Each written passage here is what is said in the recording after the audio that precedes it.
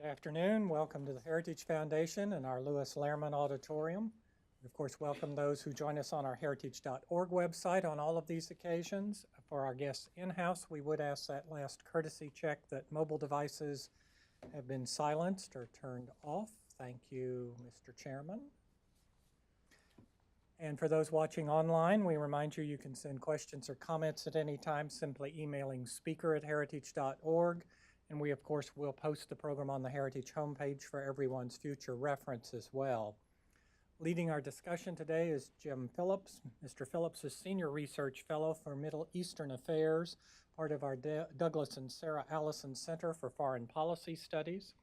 He is a veteran foreign policy specialist who has written widely on the Middle East and international terrorism since joining Heritage in 1979. He has authored dozens of papers on Iran, its nuclear program and use of terrorism, and he has also testified before Congress on Iran's nuclear program and other Middle East security issues. Please join me in welcoming Jim Phillips. Jim? Thank you, John. Welcome to our program on U.S.-Iran policy, what's next. And it's very well timed because we're approaching a key inflection point in the evolution of the Trump administration's Iran policy. Tomorrow, the president is slated to give a speech that will deal with the Iran nuclear agreement. It's one of the most controversial foreign policy legacies that he inherited from the previous administration. And in retrospect, it's clear that the Obama administration overpromised and underdelivered in the Iran nuclear agreement. Although it claimed it blocked all paths to an Iranian nuclear weapon, really the agreement represents more of a diplomatic speed bump rather than a wall that will permanently block any progress there. Under the deal, Iran is allowed to ramp up its uranium enrichment program to an industrial scale that could allow it, if and when it decides to break the deal, to sprint to a nuclear breakout. The primary focus of the Trump speech will be the question of certifying the Iran nuclear deal. The administration faces an October 15th deadline under the Iran Nuclear Agreement Review Act of 2015, and the administration previously has certified the deal twice, but in the last go-around back in July, President Trump made it clear that he wanted more options for the next deadline due Sunday. It's important to remember that this certification process focuses not only on Iranian compliance, but whether it continues to be in the vital national interests of the United States to continue granting billions of dollars of sanctions relief to Iran's rogue regime. It's very difficult to almost virtually impossible, I would say, to see the president certifying this deal at a time when the Iranian regime defiantly refuses to permit inspections of its military bases. Beyond the question of certification, the speech is likely to focus on a broader Iran policy, how to push back against Iran's hostile regional policies in support of terrorism. And the administration also has an Iran policy review that should be finished by the end of the month. So the president may be speaking about that also. And we're fortunate today to have a panel of very knowledgeable experts that will deal with some or all of these issues. The European allies are an important part of the diplomatic equation, and we have Heritage Foundation's Nyle Gardner, the director of the Thatcher Center for Freedom, that will focus in part on the European aspect of the nuclear deal. Iran's malign foreign policy has presented regional threats that sometimes get eclipsed by the focus on the nuclear deal. We have Michael Duran from the Hudson Institute who will address some of these problems and how to push back against them. And I'll introduce each speaker in turn, but our first speaker is David Albright, who will focus on the non-proliferation aspects of the nuclear deal.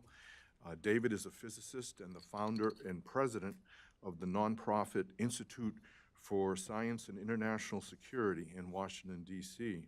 He directs the project work of the Institute, heads its fundraising efforts, and chairs its board of directors. In addition, he regularly publishes and conducts scientific research. He's written on numerous assessments on secret nuclear weapons programs throughout the world. During his career, he has testified numerous times on nuclear issues before the U.S. Congress. He's spoken to many groups, technical workshops, and conferences. He's briefed government decision makers and trained many government officials in non-proliferation policymaking. The media frequently cite him, and you may have seen him in recent weeks. He's been everywhere. He's also co-authored 5 books, including the most recent, Revisiting South Africa's Nuclear Weapons Program, and 2010's Peddling Peril, How the Secret Nuclear Trade Arms America's Enemies, which was listed by the Atlantic magazine as one of the best foreign affairs books that year. David? Well, thank you very much. No, I'm happy to be here. Before I start with sort of the main part of my speech, I wanted to highlight a National Review article by Matthew Brodsky, which I thought is intriguing. I mean, he talked about the kind of in the Republican community, conservative community, the kind of the 2 poles that are trying to evaluate the Iran nuclear deal, the fixers and the walkers. And I want to sort of say up front that I'm part of the walkers community, or I'm sorry, part of the fixers community. Freudian slip, maybe, I don't know. But I'm part of the fixers community. And background is that my organization worked on trying to create a very good deal, worked with government officials from various countries to try to kind of get the best conditions in the deal possible, and got disillusioned toward the end when it was clear that certain things were not going to happen. I mean, for us, inspecting the Iranian nuclear program in a very robust way is critical, and you can't do that without understanding their past nuclear weapons program, for example. I mean, you can't design a system really that works if you don't know what they've done in the past and where they did it, and that punch was pulled. And so we didn't oppose the deal, but we didn't support it either. During the implementation phase, which started really 2 years ago today, very close to it, maybe it was October 18th would be the 2-year anniversary, we found that the Obama administration really was not implementing the deal very well. I mean, they were tolerating Iranian violations. They were, in a sense, Iran would violate, and in several cases, instead of confronting the Iranians to try to say, no, any violation matters, no matter how small, and should be walked back, there was almost a facilitation, an offer. If you don't violate, we'll give you something, and it got so bad because what was being offered was large chunks of natural uranium that Britain finally objected to this approach and blocked it during the last month of the Obama administration, and just said, this is just too much. And they also started to say, look, Britain started to say there really is a need for the IAEA to go to military sites, and started to push for what we call verification of Section T, which is kind of an innovative section of the agreement that bans work on nuclear weapons development, and in it, it controls equipment that could potentially be used in the development of nuclear weapon, and controls certain activities related to development of nuclear weapons. And so the idea was that section should be implemented, and it's to the credit of the to the Trump administration, they've been pushing the implementation of Section T.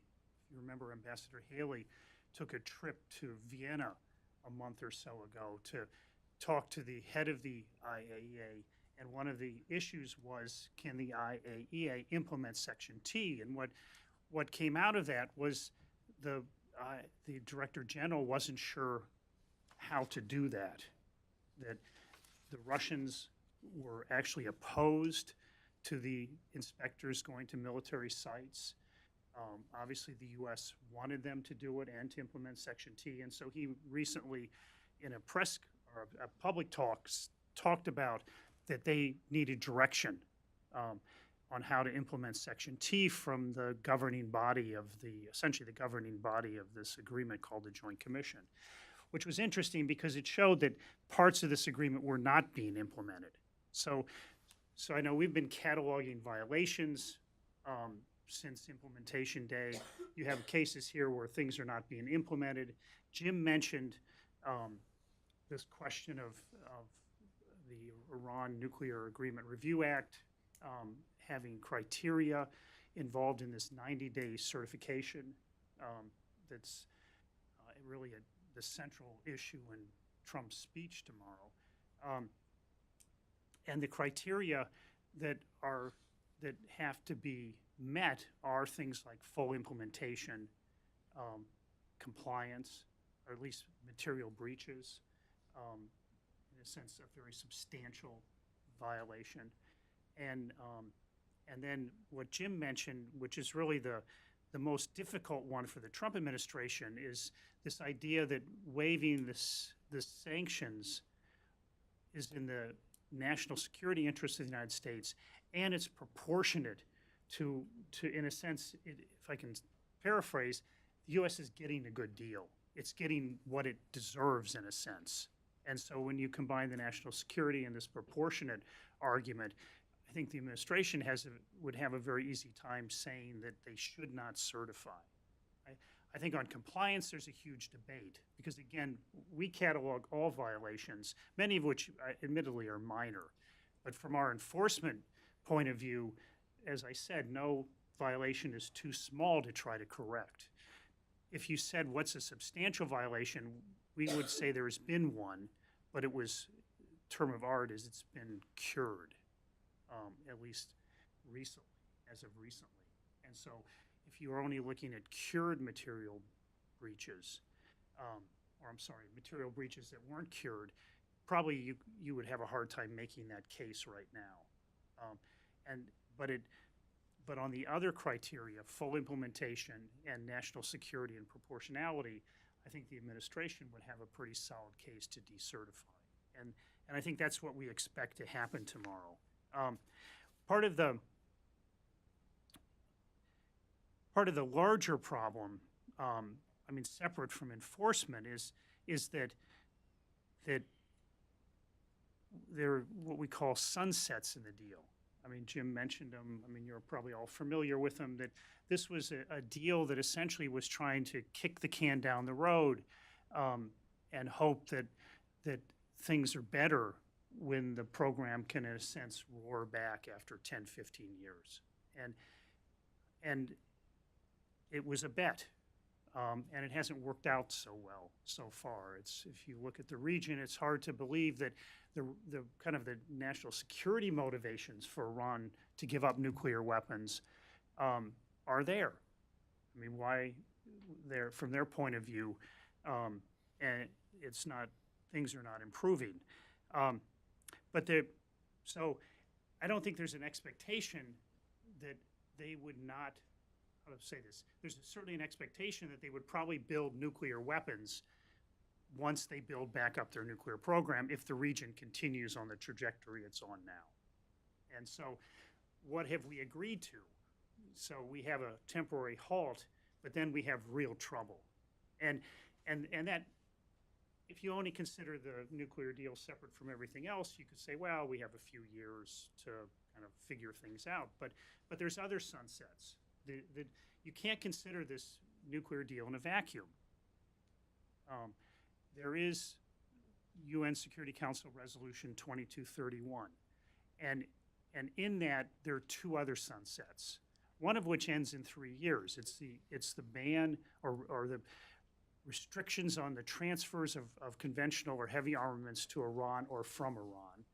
And then there's, in 5 years, a ban on ballistic missile developments ends. And so you really have to consider all three sunsets.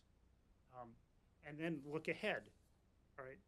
First nuclear sunset actually comes off at 8 years. It has to do with the ability of Iran to start scaling up its manufacture of centrifuges. So when you, and then if you get to the 10-year point, what you have is a situation where Iran is scaling up its nuclear weapons capabilities, essentially. By that time, it would be armed conventionally to the teeth. It would be much more developed economically, and it would be developing intermediate and range and intercontinental range ballistic missiles. And if you wait to the 8 to 10-year time frame to do something, it's not clear what you can actually do. I mean, Iran would be a major regional power that would be quite powerful. And so in that sense, in the fixer community, I think there's a recognition that the sunsets are big problems. But I'm in the camp that says we should try to fix them now and try to create a U.S. policy that, in a sense, rewrites these deals to say we will not accept the sunsets. Now, an example of that, at least a step on the road to that, is if you look at some of the recent congressional legislation that's passed. The big sanctions bill, which I can never get its name right, but it's Countering America's Adversaries Through Sanctions Act that passed not too long ago. And that combined with some previous legislation or sanctions legislation, it actually is dealing with the 3-year and the 5-year sunsets, the arms and the missiles. Because what it's saying is that congressional policy, and it's been signed by the president, is that, yes, there is this Security Council resolution that says at 3 years, Russia, China can legally sell arms to Iran, and Russia's lining up billions of dollars of business, I believe. You know better than I. But if they do, U.S. will sanction those entities that do it. And so that's, in a sense, that's a reasonable response to start dealing with the sanctions. Same thing with the ballistic missiles. What we're working on now, and we want to see what Trump recommends, is we need to do that on the nuclear. We need to start creating a system now that makes it clear that these nuclear sunsets are not acceptable to the United States. And you have to do it where it doesn't violate the nuclear deal.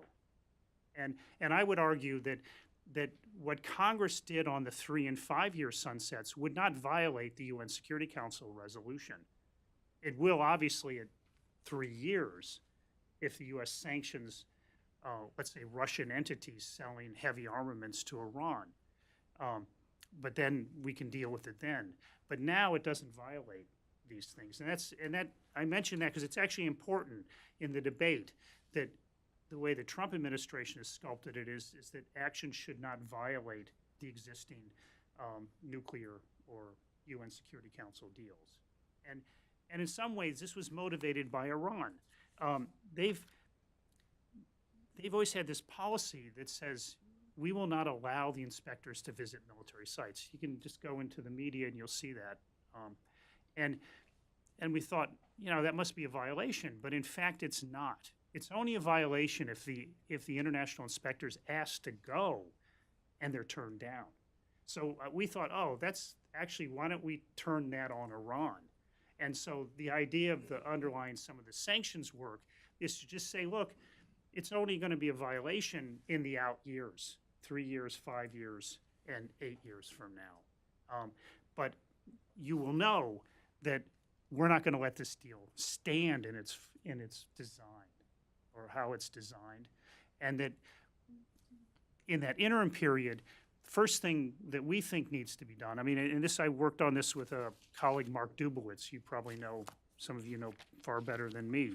Yeah, he has spoken here. He's a very good speaker. And so one of the things is to, and this, I won't talk very much about this, but is in some ways, if you analyze what is the nuclear deal, it's not a treaty, it's not a signed agreement. Some who are cynics say it's a press release, but some say it's an agreement between the United States and Europe to reduce sanctions on Iran. And in that spirit, I would say that after the U.S. gets its policy straightened out, and it has to be done, I think, with Trump and and Congress working together, ideally. If not, Trump administration is going to have to do it alone. But after that, then there has to be a very big push to work with the Europeans to try to get an understanding of what we together will do when Iran violates or implements its growth, particularly in its nuclear program. And that we want to know, what sanctions will they reimpose if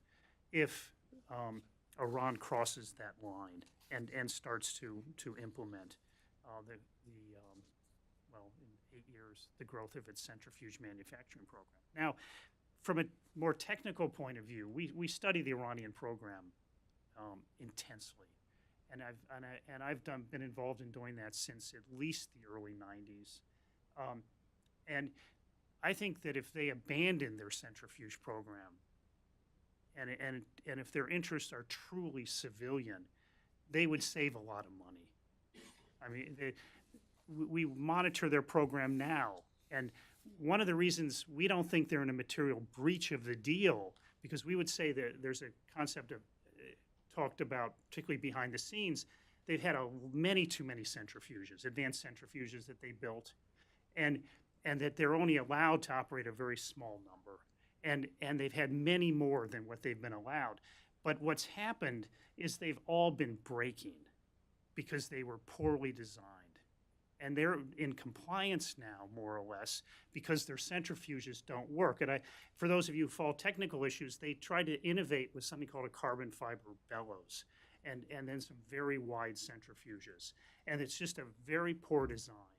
And they made a bet that they need to greatly advance their centrifuge program to have any chance that it would be in any way economical if they wanted to scale it up to provide low enriched uranium for power reactor fuel. And their bet is not paying off.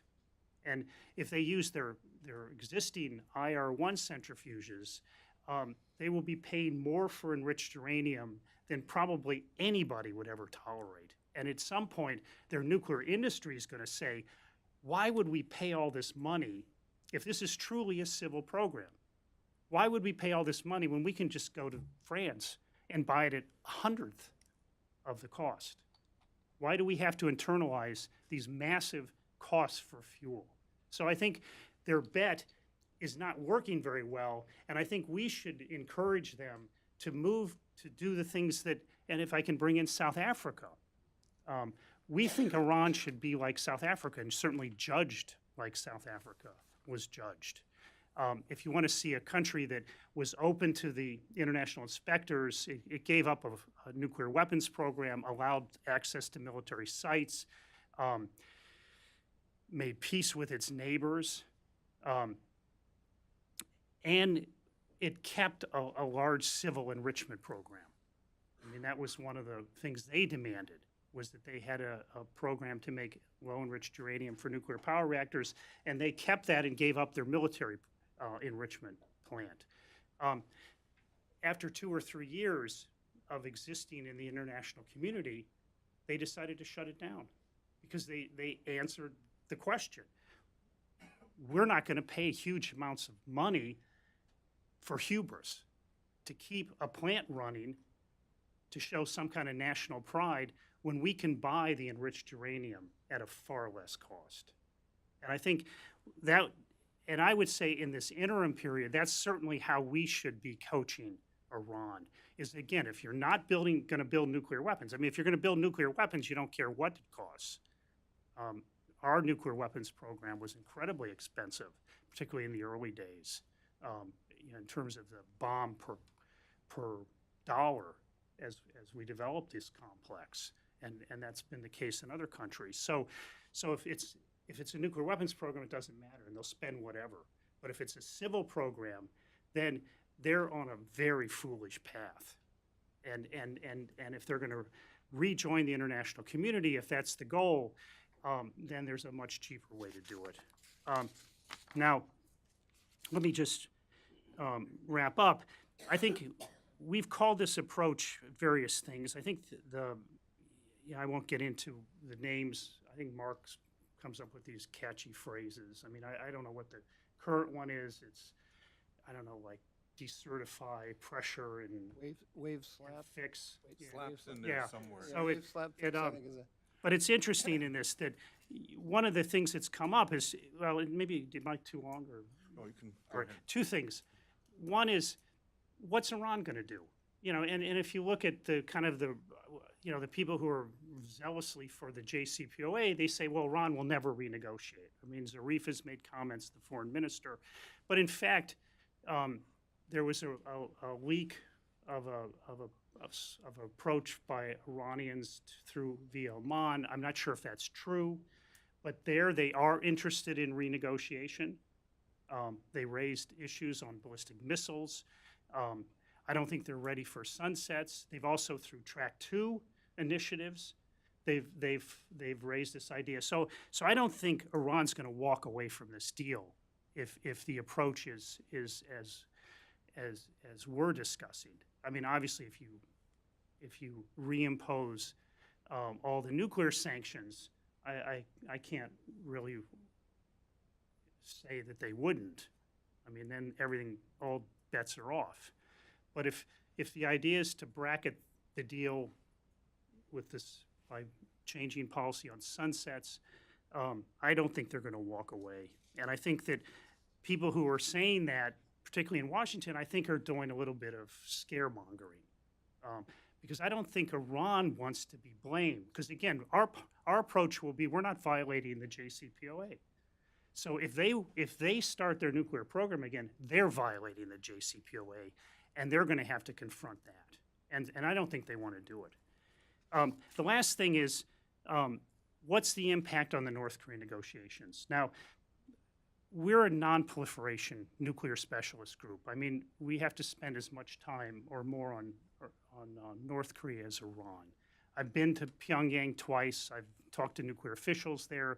We have all kinds, decades of assessments on of their nuclear program. We've run Track 2 programs with them, particularly in the 2000s, on how do you verify denuclearization. Know many people in the foreign ministry, and I don't think there'll be much impact at all if Trump decertifies.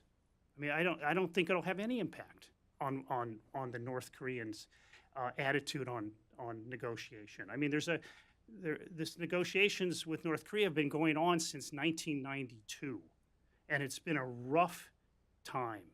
The agreed framework, there was a lot of hope that it would be a solution that would lead to denuclearization and transparency on the North Korean program, and it didn't work out. North Korea cheated. The Bush administration didn't like the agreed framework. The six-party talks in 2000 came about in reaction to the concern. It fell apart in I forget, late 2008 or 2009 over the issue of verification of North Korea's declarations. I mean, North Korea, in a sense, reneged and didn't want to allow kind of a more intrusive sampling of their reactor and their reactors. And so I think and since then, no one's been able to put it back together. I mean, the last time I was in Pyongyang was in 2011 as part of an effort to get this Leap Day deal established. And I was particularly interested in that North Korea would shut down its enrichment plant, its gas centrifuge plant at Yongbyon. And the nuclear people in North Korea didn't want to do it, but the foreign ministry and the leader, the father at that point of the current one, said, yes, we will shut it down. We won't allow the centrifuges to keep spinning.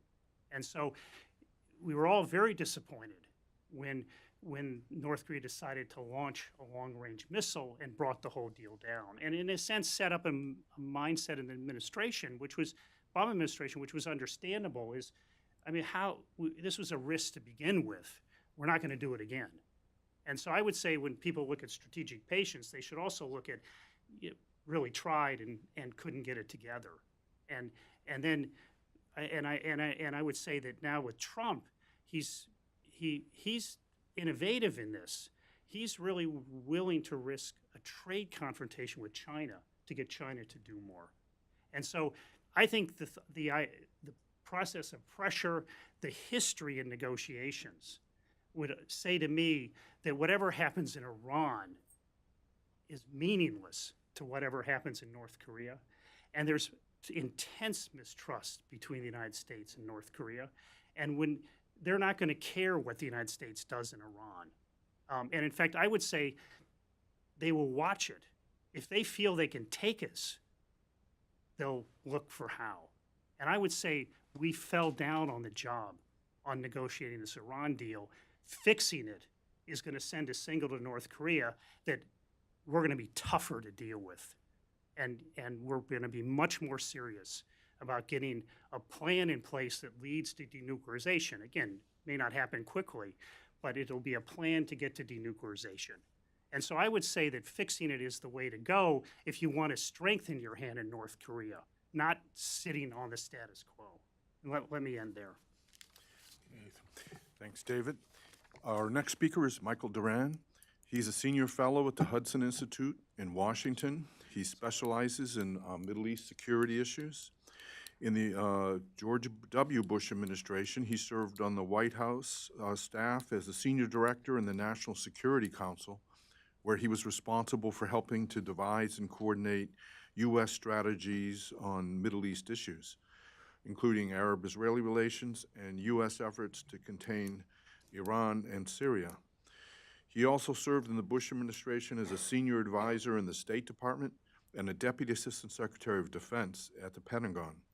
Before coming to the Hudson Institute, he was a senior fellow at the Brookings Institution, and he also held teaching positions at NYU, Princeton, and the University of Central Florida. He's the author of Pan-Arabism Before Nasser, which analyzes the first Arab-Israeli war as an inter-Arab conflict. And his most recent book, I think it's just out recently, right, is Ike's Gamble, America's Rise to Dominance in the Middle East, which analyzes the 1956 Suez Crisis and how President Eisenhower came to realize that Israel, not Egypt, was a more dependable regional ally. He appears frequently on television and is published extensively in many journals and newspapers. But for me, I think one of Michael's strongest credits is he was the first, one of the first to appreciate and write about the way that the Obama administration saw the nuclear deal as a useful tool to pole vault to some kind of detente, I think an illusory detente with Iran. It was looking at it more in terms of geopolitics, and that detente turned out to be a mirage. But take it away, Michael. Well, thanks. It's a great pleasure to be here with David and with Nyle and with you, Jim. As Jim mentioned, I always have looked at the nuclear deal in the context of in the wider context of U.S. relations with Iran writ large and Iran's relations in the Middle East. So when it comes down now to categorizing one as a walker or a fixer, I'm sort of neither. Because of this regional focus that I have, or I would say I'm uncomfortably suspended between the two. If it had been up to me, and I could be king for a day, I wouldn't have done it this way. So I'm not among those that opposes what I think on the assumption that President Trump is going to decertify. I don't oppose that, but I wouldn't have sequenced it in the way that he's doing, because in my mind, for two reasons, in my mind, first of all, the most urgent problem right now with Iran is not the nuclear deal. The most urgent problem is the land bridge that they are building from Tehran to Beirut. And they're doing that with our assistance. Not that that's our intention, but the Obama administration, in addition to negotiating the JCPOA, they also put together their counter-ISIS strategy, which identifies defeating ISIS as the #1 priority of American strategy in the Middle East and subordinates everything else to it.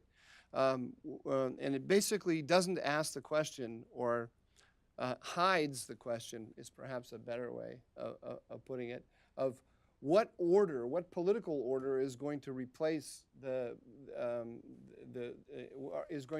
we going to have in those territories that are liberated from ISIS? And I say hides that question because what's happening in effect is that Iran is taking over or becoming the dominant player, or the Russian-Iranian alliance is becoming, if you want to put it that way, is becoming the dominant player in the areas that are being evacuated. President Trump said recently that in Syria, we're only in Syria to defeat ISIS. So we have built a force on the ground, which is primarily made up of Kurds who are from the YPG, which is the Syrian affiliate of the PKK in Turkey. In the coming weeks or month, they're going to take Raqqa, and then after they take that Raqqa, we're poised to, our posture, our body language says we're going to get out of Syria. We're not staying there. So we're going to defeat ISIS, and then we're gone. The minute that happens, first of all, the Russians and the Iranians are already exploiting the fact that we will not confront them directly, and so they're making a race wherever possible to fill the spaces around the ISIS territory so that they can benefit once we're gone. And once we leave, what's going to happen to this this YPG force that we built up? It's inevitably going to migrate to the Russians and the Iranians one way or another. I mean, I could, if I had more time, I could build a number of different scenarios, but each one of them puts the YPG much closer to the Russians and the Iranians. And the reason for that is very simple. Why? Because we're not there to defend them against the Turks, who are their mortal enemy. And so they're going to have to seek a patron who can defend them, and that's going to be the Russians and the Iranians. And they're already doing it before our eyes right now. If you follow the diplomacy, you can see this happening. So we're kind of on autopilot right now to move away from Syria, let the Russians and the Iranians take over the territory that we've used our military force to liberate, and that then will create the land bridge from Tehran to Beirut. The significance of the land bridge is not that it creates a land corridor so that they can move convoys on highways or anything like that. It doesn't make sense to move stuff around the Middle East like that. It creates a belt of political control and political influence, and it's a belt that separates the United States, the southern allies of the United States, from the northern allies. It puts more pressure on the Jordanians, and it allows the Russians and the Iranians to put more pressure on the Jordanians and the Israelis, and it allows them, very importantly, this is the greatest threat, I think, it allows them to pull Turkey into their camp. And that's also something else, a process that's already well underway, of the Turks being pulled into the Russian camp. This should be our #1 geostrategic concern, I think, should be Turkey. We have, I think, because Erdogan is a very difficult character, and he has a lot of qualities that we don't like. We have allowed ourselves to say that this migration is all but inevitable and to stop paying attention to it. In doing that, I think that we're failing to realize that we are building up through our mono-focused anti-ISIS campaign, we are building up the PKK, the Kurdish separatists in Turkey. We're giving them strategic depth in Syria. That is the #1 concern, not just of Turkish foreign policy, but of Turkish domestic policy.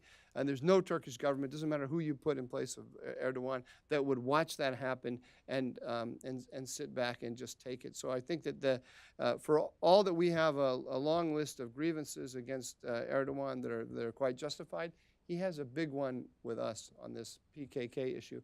We have repeatedly sat down and said to his face, the YPG is not the PKK, which everyone knows is not true. It's simply a lie. It's an insult to one of our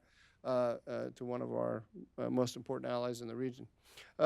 So if I had sequenced this, I would say let's come up with a way of preventing the land bridge. That doesn't mean we have to do a George W. Bush-style invasion of Syria or anything else. We just have to pretty much stay where we are. Maybe put a few more forces in place in the middle Euphrates River Valley, but we stay there and we make it clear that we are going to be the arbiters of the order there and not the Russians and the Iranians. We haven't made that clear at all. The second reason why I was a little uncomfortable with the way this has progressed is that I don't feel like the diplomatic groundwork has been laid in order to begin renegotiating the deal with the Iranians in the best way possible. And that is to say that our European allies, they don't like this policy of decertification. I would have liked to have started, in an ideal world, I would like to put together the coalition to contain Iran first. There are a lot of powers in the Middle East and outside that are very uncomfortable with this growing Russian-Iranian land bridge.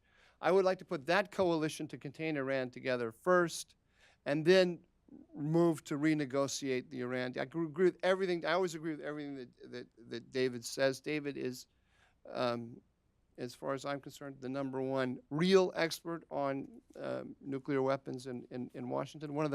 One of the, if I can toot David's horn for a second, one of the real horrible things about the way the Obama administration negotiated the Iran deal is that they created a lot of fake nuclear experts so that 27-year-olds who literally know nothing, who are reporting the story, could go to. So they have a lot of progressive activists who claim to be nuclear experts swarming the media zone, and David's voice got squelched.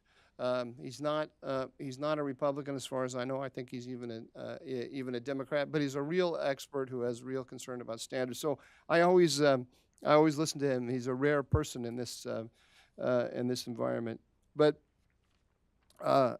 So I would like to renegotiate it, as he's saying, but I would like to put the coalition together for containing Iran first, because in my mind, in answering some of David's questions, I have no doubt that Iran wants a bomb. This is not a civilian nuclear program. It's not. We all know what a civilian nuclear program looks like. As David mentioned, we know when a country like South Africa decides to come clean, we know what that looks like. This is not what happened with the Iranians by any stretch of the imagination. So what does that mean? It means something that we Americans don't want to admit for all kinds of reasons, but mainly because it's politically difficult. The Iranian nuclear program, when all is said and done, ultimately, if we're going to stop them from getting a bomb, ultimately, this is a military problem.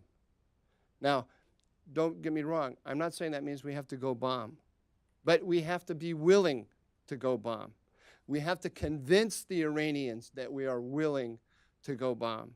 Now, that may possibly not have been true back when we had the sanctions regime that the Obama administration destroyed, because it was an incredibly effective sanctions regime. But that regime is destroyed. Everything has moved on. The Iranians are now much stronger as a result of the deal than they were before. So this is ultimately a military problem.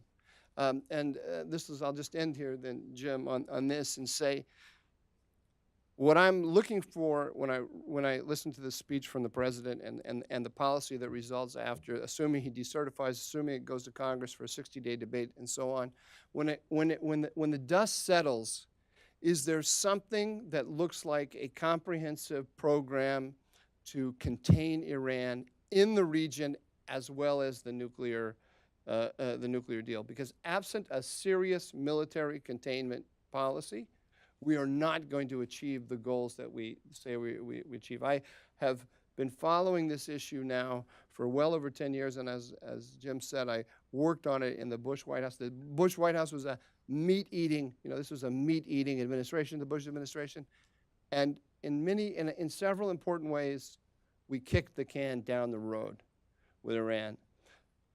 We did some serious, I think we put into place some serious impediments to their program, particularly in the sanctions realm, but we also kicked the can down the road. And I watched very closely how we did that without admitting to ourselves that we were doing that.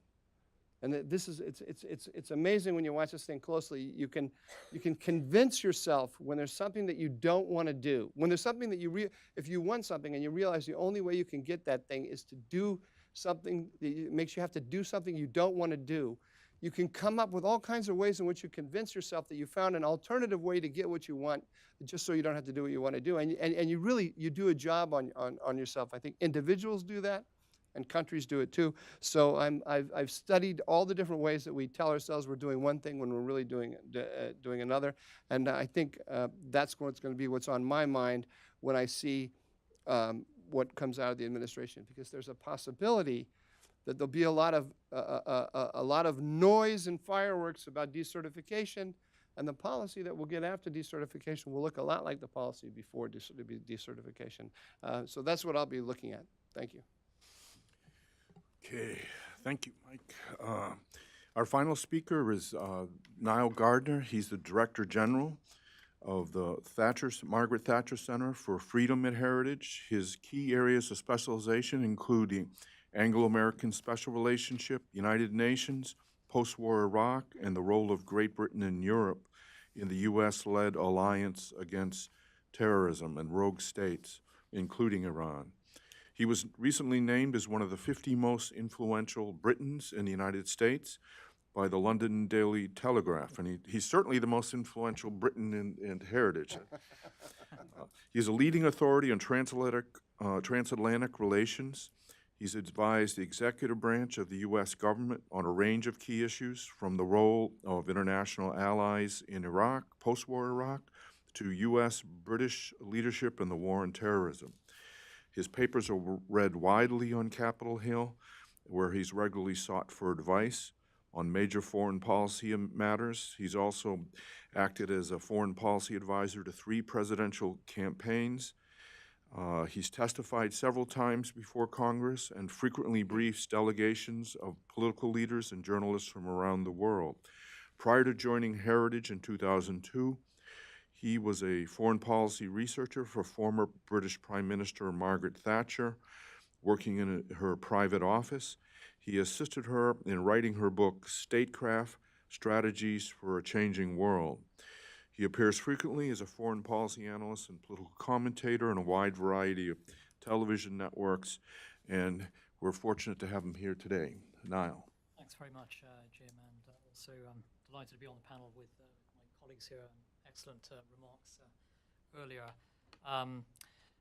And so much ground, of course, has already been covered in discussion, but I'd like to address directly the Iran nuclear agreement, what President Trump may or may not say tomorrow, but also the broader international dimension, especially the European angle, the implications of the transatlantic alliance, what is driving the thinking at the moment in the EU, Paris, Berlin on the Iran nuclear deal, what the long-term implications of the president's announcement tomorrow will be. And as my colleagues mentioned, President Trump is highly likely tomorrow to announce the decertification of the Iran nuclear agreement. I think this is an important first step. And David mentioned, the different camps, the fixers, the the walkers, I think, and I would say that there are three camps actually. You have the remainers who you believe that the deal should be in place, remain as it is, unchanged. You have the fixers who believe that the deal needs a fundamental revamp, needs to be strengthened. And I would say, you know, rather than walkers, I would use the term levers. And the levers believe that the deal is, cannot be redeemed, and you can't fix the Iran nuclear agreement. I have to say, you know, personally myself, I'm very much in the lever camp, as I was on the Brexit issue. I was just going to say that you've got remainers and levers.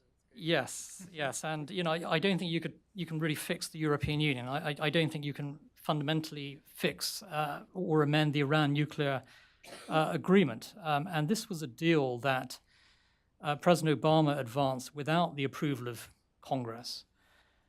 In my view, this is a very dangerous agreement that fundamentally strengthens the position of Iran. And there's a reason why Tehran is fighting tooth and nail to preserve the agreement, because it's very good for Tehran. And if you look at the amount of money that's flowing in now to Iran, the immediate freezing, of course, of $100 billion worth of frozen assets is about a third, I believe, of Iran's GDP. You've got potentially tens of billions of dollars, euros worth of deals being struck this time by major European companies in particular, especially French and German entities. And one can point to the major deal that Total is negotiating now with Iran for access to Iran's biggest natural gas field. That's worth $5 billion for starters, actually. And so we're talking about major deals between largely European companies and also, of course, Chinese companies. Russia is very heavily invested in Iran. And I think that, you know, the European powers, of course, have a great deal to lose, actually, from a fundamental renegotiation of the deal or from the deal unraveling. I would say that, the decertification move tomorrow by President Trump, while it does not mean that the United States is walking away from the deal, this is potentially, I believe, the beginning of the end of the deal, as far as the United States is concerned. And there will be, over the next 60 days, tremendous debate on Capitol Hill over the agreement. I think there'll be a lot of very powerful momentum among Republicans to reimpose sanctions against Iran. After all, the Republican Party was strongly opposed to the Iran nuclear deal. A lot of Democrats opposed the deal as well. There were many Democrats who are uncomfortable with Obama's moves on the Iran front, while most Democrats, I think, are likely to support the deal remaining in place as it is. Some could well switch sides to the Republican side, if indeed the Republicans move forward with the reimposition of sanctions. If indeed sanctions are reimposed, then without question, the United States, I think, can no longer remain a party to the agreement, and that would be the U.S. withdrawal. And so the next 2 months really would be, the real crunch time in terms of the future of the deal. Can the deal survive without the United States as part of it? I think it could potentially in the short term, but without the United States party to it, I think that a lot of the teeth in the deal, in as far as there are teeth in the deal, actually would be taken out of it.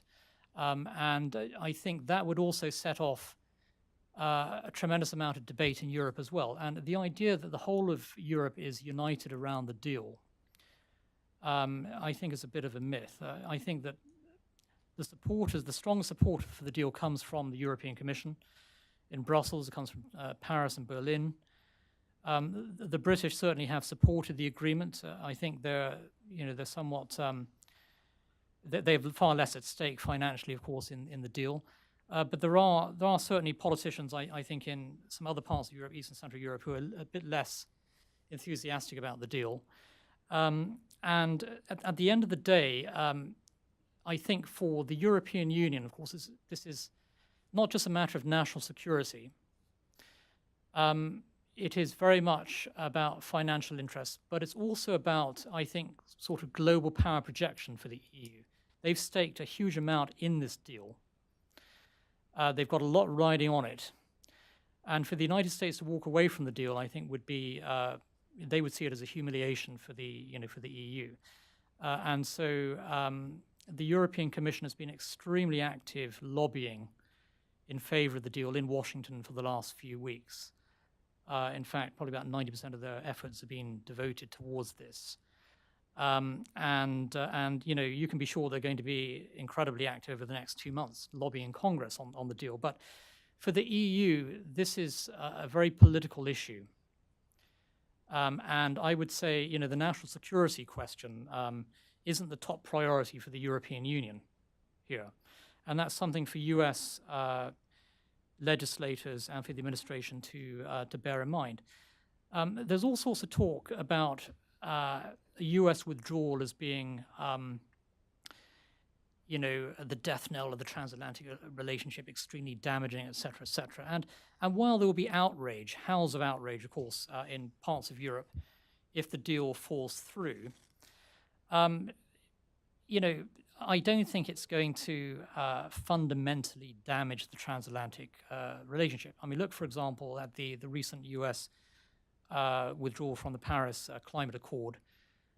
Within a matter of a few days, I think Emmanuel Macron was on the phone to President Trump inviting him over to Paris to come over for the Bastille Day celebrations. And so, I think the Europeans will be pragmatic on this.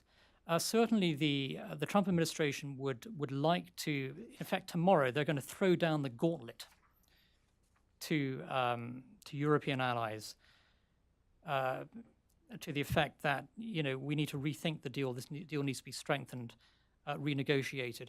The prospects for renegotiation, I would say, are very, very slim. If the deal could be renegotiated, greatly strengthened the next few months, that would be great. But I don't realistically see the prospect of that happening, actually, not least because Iran has no interest in renegotiation for obvious reasons. China and Russia will be fundamentally opposed. The Europeans do not want to appear to be seen to be weak on this, and there will be no appetite in European capitals for a renegotiation. And so while the renegotiation sort of strategy buys some more time for the administration on this issue, I don't think you're going to actually see, a real renegotiation conducted. And as Mike mentioned earlier, we need the administration tomorrow not only to decertify, but also to present a broad strategy for dealing with the Iranian threat, from Iran's growing pretensions to be a superpower or regional superpower in the Middle East, through to support for terrorist organizations, through to reining in Iran's ability to test ballistic missiles. Let's face it, as was mentioned earlier, Iran has one long-term goal, and that's to become a nuclear weapons power. And when it does become a nuclear weapons power, and this agreement will undoubtedly allow Iran to become a nuclear weapons power within 15, 20 years, it's full of sunset clauses. The Iranians think in terms of decades, centuries. They have a long, proud history. They look at the long term. They're not just looking at a period of a few years here. And if they can wait out the West while, fundamentally rebuilding their military power, building up their ballistic missile capability, becoming a far richer, wealthier country with all the sanctions gone, this is great for Iran, isn't it? And so I don't see how on earth this deal is good news for the United States and for the free world in the long term. This is a temporary agreement. And a really dangerous, short-sighted deal that will, at the end of the day, allow Iran to become exactly what it wants to be, a regional superpower that has such conventional military power, and also nuclear military might, that it becomes impossible to challenge in the region. And with good reason, of course, Benjamin Netanyahu in Israel has been strongly opposed to the agreement. because for the Israelis, this is an existential threat. It's not an academic debate in the halls of Harvard or Yale or something. This is a matter of survival for Israel. And when Iran threatens to wipe Israel off the face of the map, we need to take those threats seriously. 15 years from now, they're going to have that ability to do so. Are we going to do something about it now and stop that from happening? Or are we going to let the ship continuing to sail as it is? And I think that tomorrow, I think, certainly marks the beginning of potentially a wholesale reversal of the U.S. Position on the Iran nuclear deal. That is a very good first step to take, but it needs to be followed up with congressional sanctions reimposed by the United States, and also a much more aggressive U.S. posture towards Iran after decades of weak-kneed appeasement from President Obama. And let's face it, I think the last 8 years on the Iran front were a period of terrible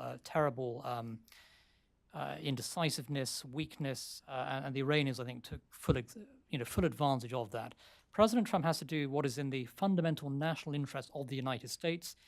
What Angela Merkel or Emmanuel Macron or Vladimir Putin may think of, the United States walking away from this deal should be irrelevant to what President Trump decides to do. And I do think that at the end of the day, it's not in America's interest to be part of this, part of a deal that will only enable Iran to become, in the long term, a nuclear weapons power. Well, thank you, Nyle. And we're running a little late, so I'm just going to ask one question of the panelists and then turn it over to members of the audience. But to the extent that you could boil down what would you like to see in this speech tomorrow to one point, what would that be that you would like to see the president say? Maybe just in order of the way you spoke. Yeah. I think taking ownership of the whole issue. And beyond decertification and Yeah, just laying out what he wants and taking ownership of it. It's a very good question. I think the most important point for the president to make, in addition to the decertification, is that Iran is a hostile power. Iran is not a potential ally, it's an adversary, and has to be treated as such. And every aspect of U.S. policy towards Iran needs to treat it as a hostile power. And also, it should be made clear that Iran cannot be treated as though it's a sort of rational actor on the world stage. I mean, this is a fundamentalist Islamist regime that has no respect, I think, at all for international law. In fact, it is violating the spirit of the Iran nuclear agreement on several fronts. And I hope that President Trump will make it clear that we simply cannot trust Iran. And so a robust, strong message tomorrow that makes it clear that the United States is going to prevent Iran from becoming a nuclear weapons power. I agree with that. I would say three major points. Number one, hostile power, hostile to the United States, and pushing back against the notion, which is quite widespread out there, that we have a lot of shared interests with them. I think that's a complete misreading of what's going on in the Middle East. Number two, an end to all the sunsets. The nuclear deal is a bad deal. Why? Because of the number one reason, because of the sunsets. It gives them a path to everything that they want by adhering to the deal, and explaining all the reasons why the deal was bad, but really hammering away on the sunset issues. That's if we're gonna renegotiate it, that's what has to be changed. The number one thing, and then number three, block the land bridge, block the land bridge, block the land bridge. In other words, containment of Iran across the board in the region and the nuclear deal, because it's a hostile power. And that is a meat eater speaking there. Okay, let me open it up for the audience. If you have a question, you could just say your name and affiliation, and please ask a very short question because we're really running over here. Yes, I think this woman right over here. And there's a microphone that will be coming to you. Thank you, and thank you for an interesting discussion today. My name is Lene Mantel. I'm from the Embassy of Denmark, and should for the record state that we would be very sorry to see the U.S. leave this deal, and I do not recognize some of the motives that presented on the panel today. But my question would actually see to put aside a bit the nuclear issue and address the issue which I think is a concern to many of you, which is Iranian behavior in the region and adverse behavior elsewhere. So I've heard, the military option, suggestions for more sanctions, but what more concretely would you suggest that we do to put this pressure on Iran? Do you want to take that, Michael? I think we have to rethink. We have to read the map of the Middle East differently than we are right now. For example, because what we want to do, you characterized my position as a military position, and that was the danger of saying it the way I said it, that it's a military option.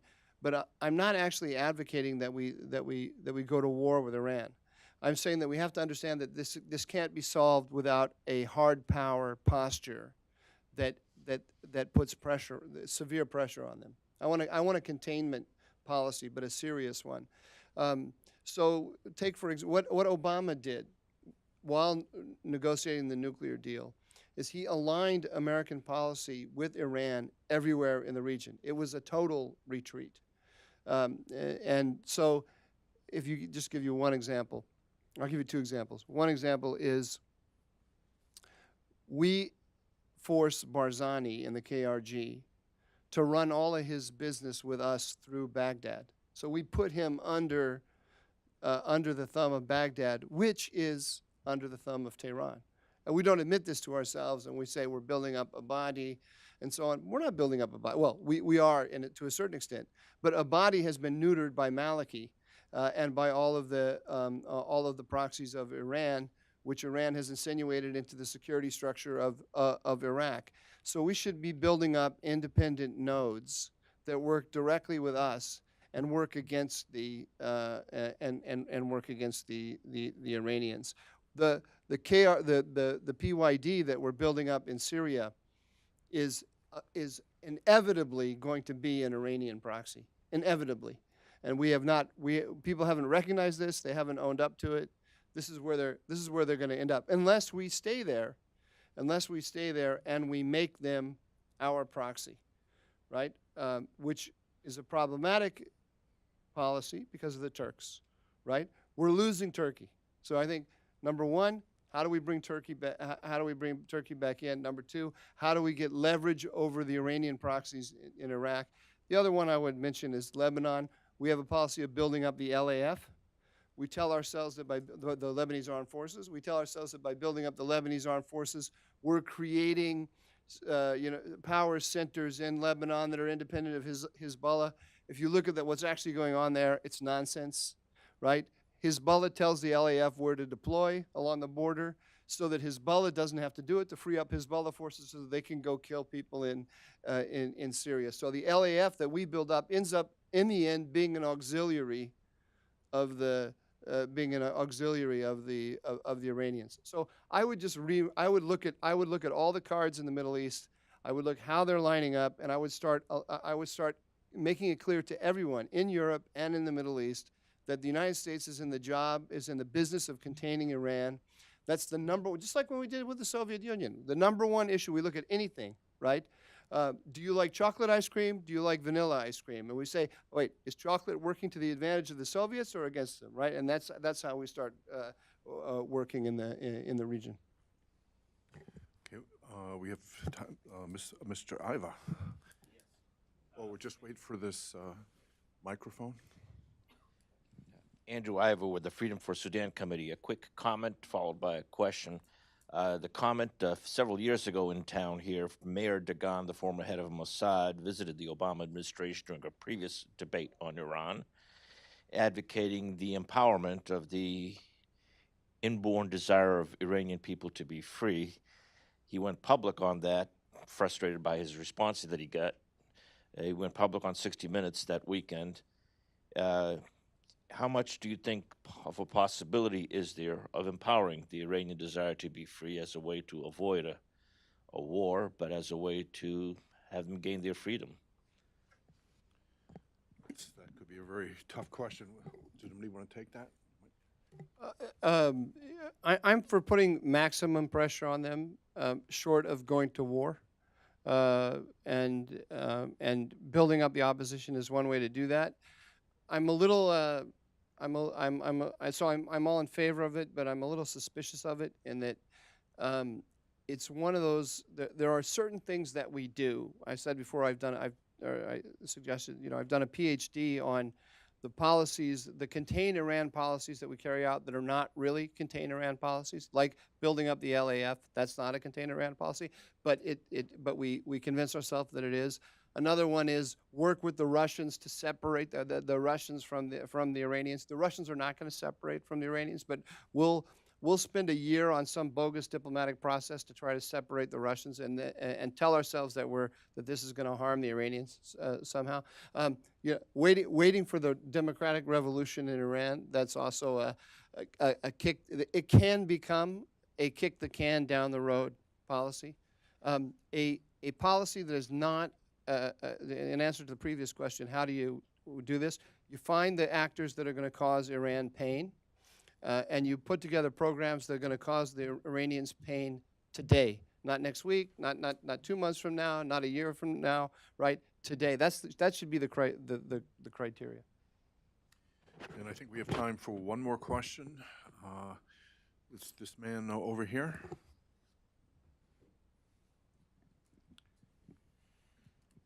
Thank you. I'm Yusuf Naimi. I'm from the researcher from the Arabia Foundation. There have been multiple reports that the president wants to declare the IRGC as a terror organization. And my question is the U.S. ready to deal with the implications of such designation? And how will they deal with the IRGC in Iraq, as well as their provocations in the Arabian Gulf? Yeah, I think there are reports that there will be something about the IRGC in the speech, and there is legislation I think the president has to respond to by the end of the month to make the decision on whether to designate. But let me turn it over to Nyle or Yeah, I'm not sure. I'm not. I don't follow it that much. I mean, I understand that there's this requirement, and I understand there's some hesitation to do it, but certainly there's many on the outside that would like to designate him as a terrorist organization. And your question about Europe, I mean, we'd like to see more sanctioning of IRGC entities. There's so many of them. They're so deeply embedded in Iranian business that it would be good to sanction a lot more of those. But I think we'll have to wait till tomorrow to see what the Trump administration decides to do. I imagine they'll have to talk about this. Just add on, just on the broader point of sanctions, there has been a lot of talk in Europe that the reimposition of U.S. sanctions would not directly impact them actually, or they could avoid those sanctions. I would say the reimposition of U.S. sanctions would actually directly target all foreign entities that do business with Iran, and so any European company that is doing deals with Iran would be affected if congressional sanctions snap back in place. And so a company like Total, for example, would be hit very hard. And so these are very high-risk ventures. I would say that particularly the Germans and the French and so on are pushing for. And in fact, EU imports from Iran in 2016 rose by 344%. But you can be sure that U.S. sanctions would be a very, very powerful deterrent against any future investment. And again, this is a key reason why the EU is fighting so hard to preserve the deal as it is, because I think there are huge financial interests at stake for the Europeans and for the Chinese and for the Russians, but that should be the last factor, I think, that influences how the world should be responding to the huge threat posed by the Iranians. Okay, and with the last word. I think that we should designate the IRGC. It's ridiculous that we haven't, and I think we're not ready for it. And that's what I mean about we don't really have a military containment policy, because you can imagine the conversations in the Situation Room where the military will come in and say, well, what about our men in Iraq? They're vulnerable, right? If the Iranians start to retaliate, right? So what we have to be postured with our military in the region to win the escalation ladder and to make it clear to the Iranians that anything that they do against us in retaliation, we can double. You know, any pain that they inflict against us, and they'll start doing it. They'll start doing it like they always do. They'll start with kidnapping and all of a sudden, European businessmen and diplomats and others and Gulf officials will start getting kidnapped and killed, and maybe some Americans as well. And it'll all be one step removed, but it will be clear where the order is coming from. We should be ready to show them that they'll pay double for anything like that. But we're not ready to get into that game. If that game were to come, I'll tell you what, the United States will win. It will win. The United States is the greatest power on earth, and Iran is a poor third world country. But we have built it up in our mind into some kind of unbelievably savvy adversary, which is a kind of self-defeating thing that we've done. And with that, will you join me in thanking the panelists for some very illuminating remarks here? And thank you for coming.